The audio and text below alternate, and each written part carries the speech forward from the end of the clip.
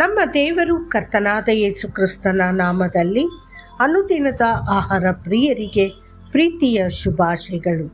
2025 July ತಿಂಗಳ 25ನೇ ತಾರೀಕಿನ ಶುಕ್ರವಾರದ ದೇವರ ವಾಕ್ಯವು ಉಚಿತವಾಗಿ ಹಂಚಿಕೊಳ್ಳಿ.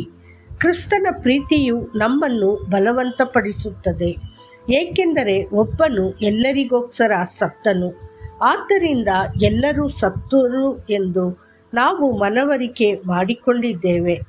ಮತ್ತು ಜೀವಿಸುವವರು ಇನ್ನು ಮುಂದೆ ತಮಗಾಗಿ ಬದುಕದೆ ತಮಗೋಸ್ಕರ ಸತ್ತು ಮತ್ತೆ ಎಬ್ಬಿಸಲ್ಪಟ್ಟವನಿಗೋಸ್ಕರ ಜೀವಿಸಬೇಕೆಂದು ಅವನು ಎಲ್ಲರಿಗೋಸ್ಕರ ಸತ್ತನು. 2 ಕೊರಿಂಥದವರಿಗೆ 5:14 ಮತ್ತು 15. ದೈವಿಕ ಸಾನ್ನಿಧ್ಯ ಮತ್ತು ಇತರರೊಂದಿಗೆ ಹಂಚಿಕೊಳ್ಳುವುದರ ನಡುವೆ ಆಳವಾದ ಸಂಬಂಧವಿದೆ.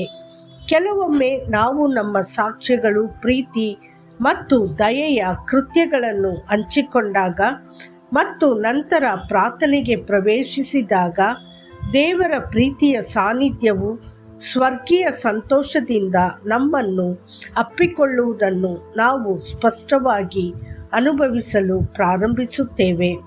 ಒಂದು ದಿನ ನನ್ನ ತಂದೆ ಒಬ್ಬಂಟಿಯಾಗಿ ರಸ್ತೆಯಲ್ಲಿ ನಡೆದುಕೊಂಡು ಹೋಗುತ್ತಿದ್ದಾಗ ಒಬ್ಬ ವ್ಯಕ್ತಿ ಅವರ ಬಳಿಗೆ ಬಂದು, ಕಡಿಮೆ ಬೆಲೆಗೆ ಊಟ ಸಿಗುವ ಹತ್ತಿರದ ಸ್ಥಳವಿದೆಯೇ?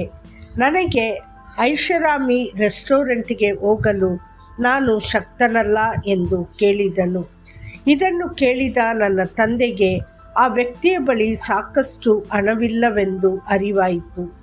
ಕರುಣೆಯಿಂದ ಅವರು 100 ರೂಪಾಯಿ ನೋಟನ್ನು ಹೊರತೆಗೆದು ಆ ವ್ಯಕ್ತಿಗೆ ಕೊಟ್ಟು, ದಯವಿಟ್ಟು ಇದನ್ನು ತೆಗೆದುಕೊಳ್ಳಿ, ಹತ್ತಿರದಲ್ಲಿ ಒಳ್ಳೆಯ ರೆಸ್ಟೋರೆಂಟ್ ಇದೆ, ಹೋಗಿ ಶಾಂತಿಯಿಂದ ಊಟ ಮಾಡಿ ಎಂದು ಹೇಳಿದರು.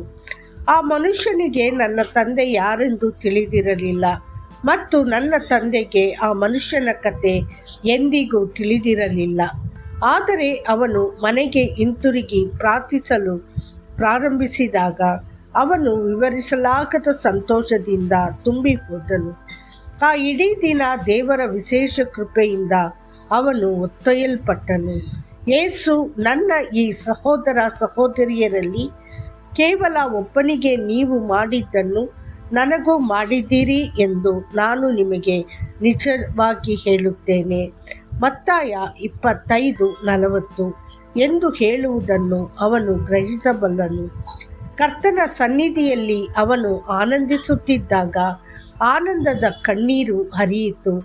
ಕೆಲವೊಮ್ಮೆ ದೇವರು ನಿಮಗೆ ತೋರಿಸಿದ ಒಳ್ಳೆಯತನವನ್ನು ನೀವು ಇತರರೊಂದಿಗೆ ಹಂಚಿಕೊಂಡಾಗ ಮಾತಿನಲ್ಲಿ, ಕ್ರಿಯೆಯಲ್ಲಿ, ಔದಾರ್ಯದಲ್ಲಿ ಆಳವಾದ ಸಂತೋಷ ಮತ್ತು ದೇವರ ಉಪಸ್ಥಿತಿಯ ಸ್ಪಷ್ಟ ಪ್ರಜ್ಞೆಯು ನಿಮ್ಮ ಆತ್ಮವನ್ನು ತುಂಬುತ್ತದೆ. ಯುವಕರು ಗ್ರಾಮ ಸೇವೆಯಿಂದ ಹಿಂತಿರುಗಿ ಸಂಜೆ ಚರ್ಚ್ನ ಹೊರಗಡೆ ನಿಂತು ಕರ್ತನಿಗೆ ಸ್ತುತಿಗೀತೆಗಳನ್ನು ಹಾಡುವುದನ್ನು ನಾನು ನೋಡಿದ್ದೇನೆ. ವಿಜಯ ವಿಜಯ, ಹಲ್ಲೆಲೂಯ, ಯೇಸುವಿನ ಹೆಸರಿಗೆ ಯಾವಾಗಲೂ ಜಯ. ಅವರು ಈ ಹಾಡಿನೊಂದಿಗೆ ಸ್ತುತಿಸುತ್ತಿದ್ದಂತೆ ದೇವರ ಸಾಮೀಪ್ಯವು ತುಂಬ ಸಮೃದ್ಧವಾಗಿ ಇಳಿಯುತ್ತಿತ್ತು. ಅವರು ಸಂತೋಷದಾಯಕ ನೃತ್ಯಕ್ಕೆ ಒಳಗಾಗುತ್ತಿದ್ದರು, ಆತನ ಸಾಮೀಪ್ಯದಿಂದ ತುಂಬಿ ಹೋಗುತ್ತಿದ್ದರು. ದೇವರ ಪ್ರಿಯ ಮಗನೇ, ನಿನ್ನ ಪ್ರೀತಿ, ನಿನ್ನ ಸಾಕ್ಷಿ ಮತ್ತು ನಿನ್ನ ಆಶೀರ್ವಾದಗಳನ್ನು ಇತರರೊಂದಿಗೆ ಹಂಚಿಕೊಳ್ಳಿ. ಆಗ ನಿನ್ನ ಜೀವನದಲ್ಲಿ ದೇವರ ಸಾನ್ನಿಧ್ಯವು ತುಂಬಿ ತುಳುಕಲಿ.